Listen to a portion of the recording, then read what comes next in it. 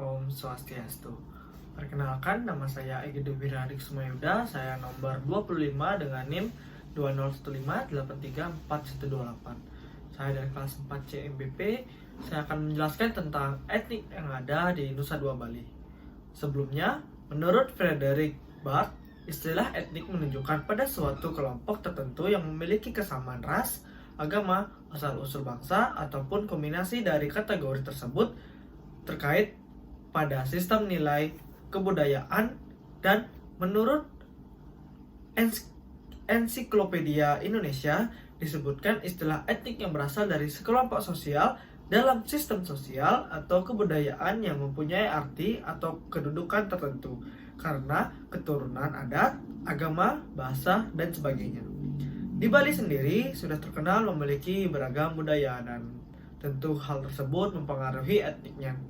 Bali sendiri terbagi menjadi 8 kabupaten dan 1 kota madya, yaitu Kabupaten Singaraja, Jembrana, Tabanan, Bangli, Karangasem, Klungkung, Gianyar, dan Badung, dengan pusat kota Denpasar. Dari semua wilayah tersebut memiliki kebudayaan dan etniknya tersendiri. Khusus di tempat tinggal saya berasal, dan saya berasal dari Kabupaten Badung dan tinggal di Nusa Dua area Desa Adat Bualu. Di tempat saya tinggal menggunakan bahasa Bali yang sama seperti di kabupaten lainnya, namun memiliki logatnya tersendiri.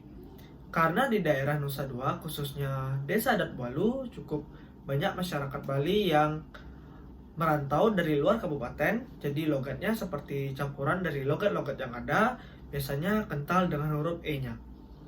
Berkaitan dengan bahasa, di kawasan Kecamatan Kuta Selatan memiliki bahasa sehari-hari yang ada bedanya sedikit. Misalkan, memanggil kata saya di Desa Adat Bualu akan menyebutkan kata cang atau wa saat menggunakan bahasa Bali Kepara atau bahasa Bali sehari-hari.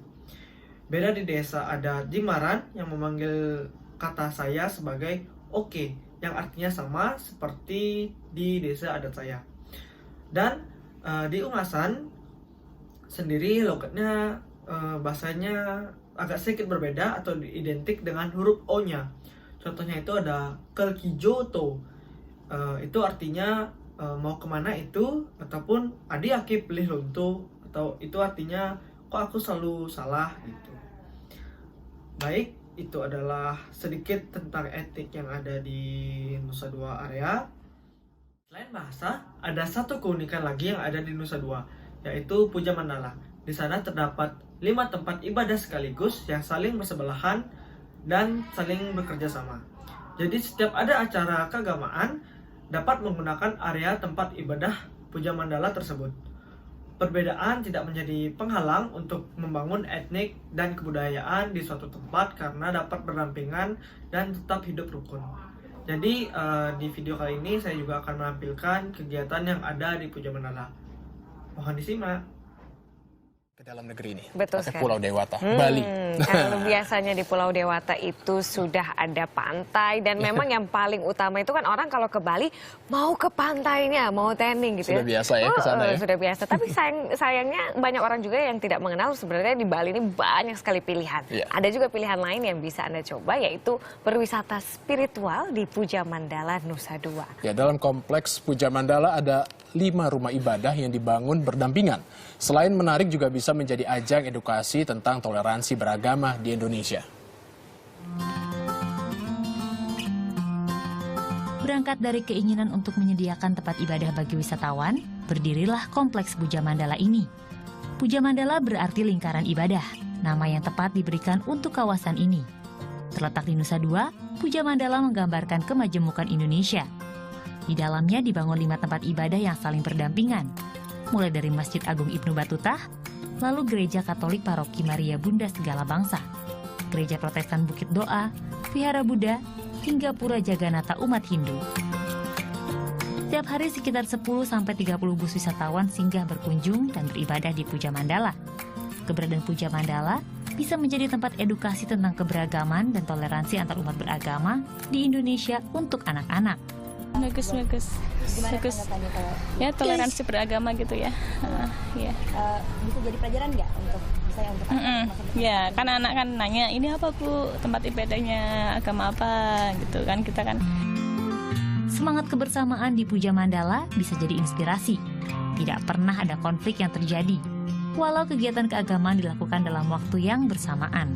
Puja Mandala hanyalah miniatur kecil dari banyaknya keberagaman yang ada di Indonesia. Tempat ini juga menjadi contoh bahwa perbedaan yang ada bisa hidup berdampingan dengan damai. Keharmonisan dalam perbedaan di Puja Mandala dijaga dengan baik. Para pemuka masing-masing agama pun tak segan berpartisipasi dalam kegiatan umat agama lainnya. Seperti dalam perayaan ulang tahun Gereja Protestan Bukit Doa ini. Acara ini dihadiri semua pemimpin agama lain yang ada dalam kompleks Puja Mandala.